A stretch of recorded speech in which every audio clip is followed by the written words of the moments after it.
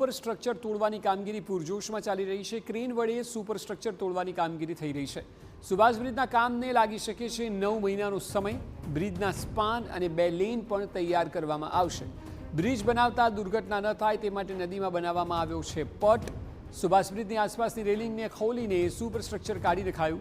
પૂર્વ રિવરફ્રન્ટમાં શીતલ એકવાથી ઇસ્કોન રિવરસાઇડ સુધીના માર્ગ પર અવરજવર બંધ રહેશે। સુભાષ બ્રિજ નીચેનો લોઅર પ્રોમિનાડ પણ અવરજવર માટે બંધ છે। આગામી નિર્ણય ન થાય ત્યાં સુધી 500 મીટરનો માર્ગ બંધ રાખવા નિર્ણય લેવાયો છે।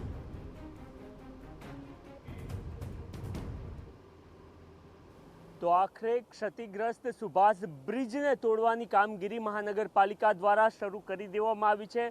અગાઉ જ્યારે એમાં તિરાડો પડી હતી ત્યારબાદ તાત્કાલિક મહાનગરપાલિકા દ્વારા નિર્ણય લેવામાં આવ્યો હતો કે આ હયાત બ્રિજ છે એનું સમારકામ નહીં થાય, પરંતુ બ્રિજને તોડવામાં આવશે અને એનું ઉપરનું જે સુપરસ્ટ્રક્ચર છે એ હાલ ક્રેન વડે તોડાઈ રહ્યું હોય એ પ્રકારના દ્રશ્યો આપને જોવા મળી રહ્યા છે।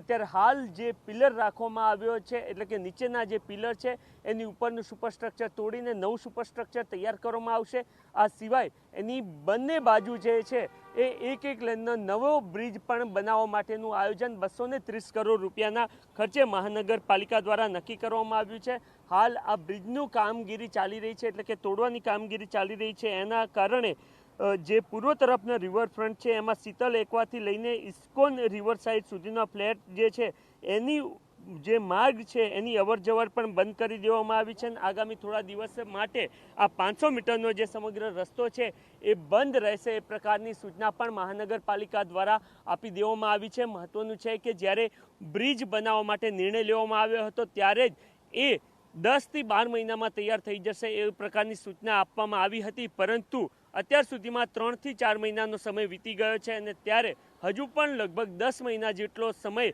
આ સુભાષ બ્રિજ તૈયાર થાય એને લઈને જોવા મળી રહ્યો છે। ત્યારે હાલ બ્રિજને તોડવાની કામગીરી પૂરજોશમાં ચાલતી જોવા મળી રહી છે।